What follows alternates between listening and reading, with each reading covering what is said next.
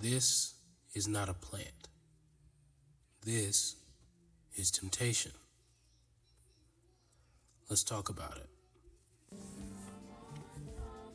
Genesis 4:7 says, "You will be accepted if you do what is right. But if you refuse to do what is right, then watch out. Sin is crouching at the door, eager to control you, but you must subdue it and be its master." This is one of my favorite movies of all time, Little Shop of Horrors, and I don't think I've ever realized why until now. But I think, like I said in the beginning of the video, it's because this plant is not just a plant, but more so a physical manifestation of temptation.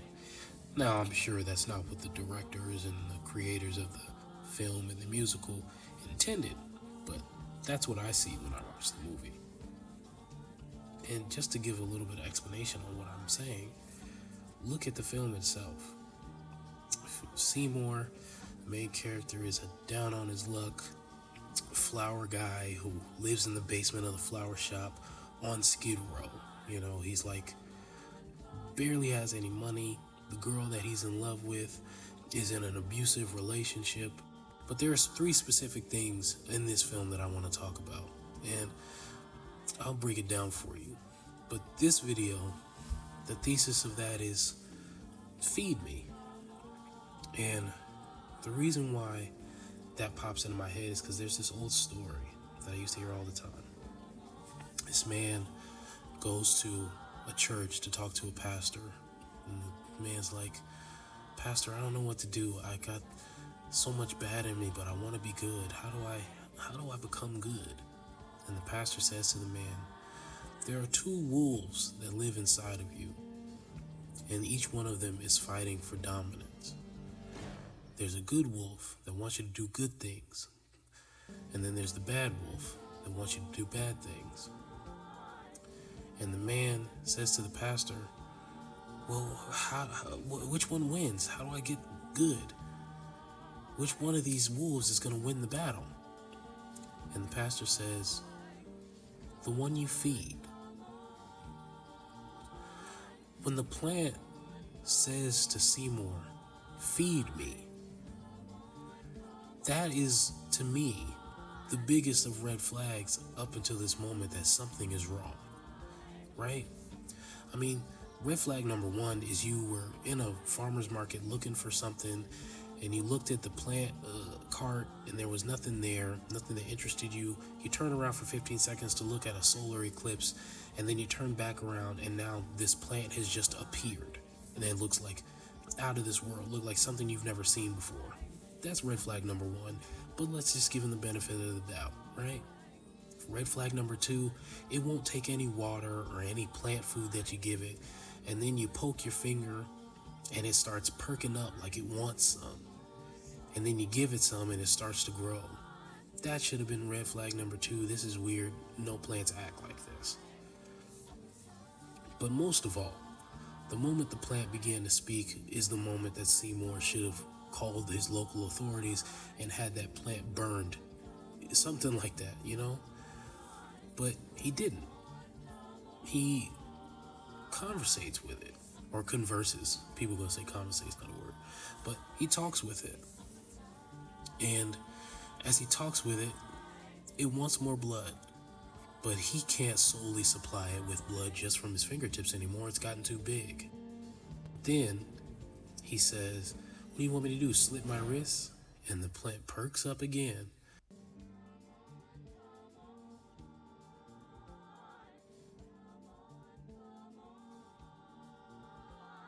And then it starts to goad him and bring him to the conclusion that maybe he should kill someone and bring it to him. And it's at this point where I started to think the temptation thing makes sense, right? Because this plant has gotten popular in the city. They've had press people coming out to look at it, reporters, all of that, just because it's so big. And nobody knows what grows it, but they're just like, "It's a huge plant. It's awesome. How did you get this plant?" He's like, "Oh, I'm just a magic gardener. I'm just, doing my best." But nobody knows what you have to go through to get that, right? Nobody knows that you're poking your fingers and giving it blood. And now it's revealed itself as sentient, and it wants more blood. It wants an entire body. And you're against it at first, right? But then the plant looks out the window and it shows him the object of his admiration, Audrey. And she's in her home, and then her boyfriend shows up, the dentist, and he begins to beat her. And that's when he decides, maybe I can do this. Maybe I can kill and give it to the plant. And that's what I feel like temptation is like, right?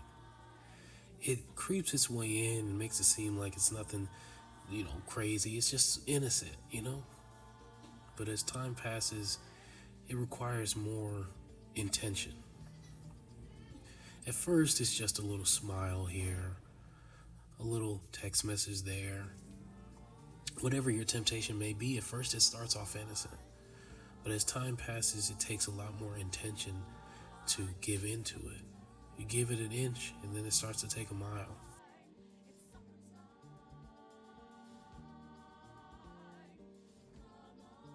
I know we talk about temptation all the time. Jesus was tempted and all this other stuff, but I think it's a lot more to this.